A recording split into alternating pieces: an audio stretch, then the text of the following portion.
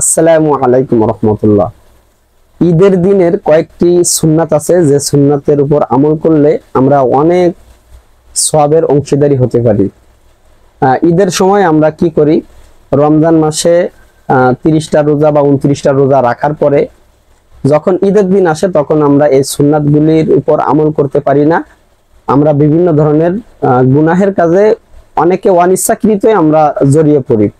আবার ঈদুল আজহা এই দিনও যারা কুরবানি করি, কুরবানির ব্যস্ততার কারণে আমাদের এই ঈদের দিনের যে সুন্নাতগুলি হুজুর পাক সাল্লাল্লাহু আলাইহি ওয়াসাল্লাম সহ সাহাবায়ে কেরাম পালন করে এসেছে বা তারা এই আমলগুলি করেছে, আমরা সেই আমলগুলি করতে পারি না।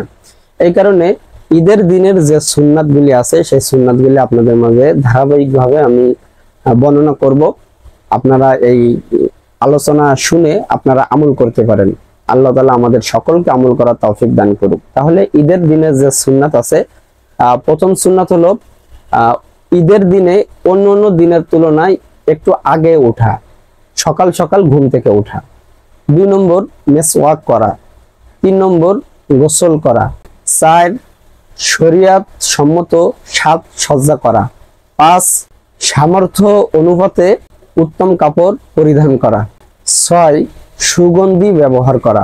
7 ঈদুল ফিতরে ঈদগাহে যাওয়ার পূর্বে মিষ্টি মুখ করে যাওয়া, মিষ্টি জাতীয় দ্রব্য খাওয়া, যেমন খেজুর বলতে পারি।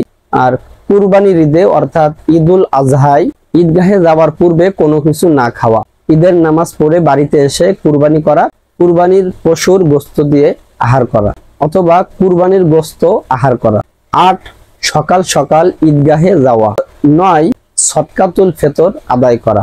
10 ঈদের নামাজ ঈদগাহে আদায় করা, বিনা ওজরে মসজিদে আদায় না করা। 11 যে রাস্তা দিয়ে যাওয়া অন্য রাস্তা দিয়ে ফিরে আসা। 12 পায়ে হেঁটে ঈদগাহে যাওয়া। 13 ঈদুল ফিতরে ঈদগাহে যাওয়ার সময় তাকবীরে তাশরিক, আল্লাহু আকবার আল্লাহু আকবার, লা ইলাহা ইল্লাল্লাহু আল্লাহু আকবার ওয়ালিল্লাহিল হামদ, এই তাকবীর আস্তে আস্তে পাঠ করা। আর ঈদুল আজহায় ঈদগাহে যাওয়ার সময় এই তাকবীর উচ্চস্বরে পাঠ করা। এই 13টি সুন্নাত আমরা যতদূর সম্ভব চেষ্টা করব ঈদের দিনে এই সুন্নাতগুলি আমরা যেন আদায় করতে পারি, অনেক সওয়াবের অধিকারী আমরা হতে পারি। আল্লাহ তাআলা আমাদের সকলকে নেক আমল করার তৌফিক দান করেন। আসসালামু আলাইকুম ওয়া রাহমাতুল্লাহি ওয়া বারাকাতুহু।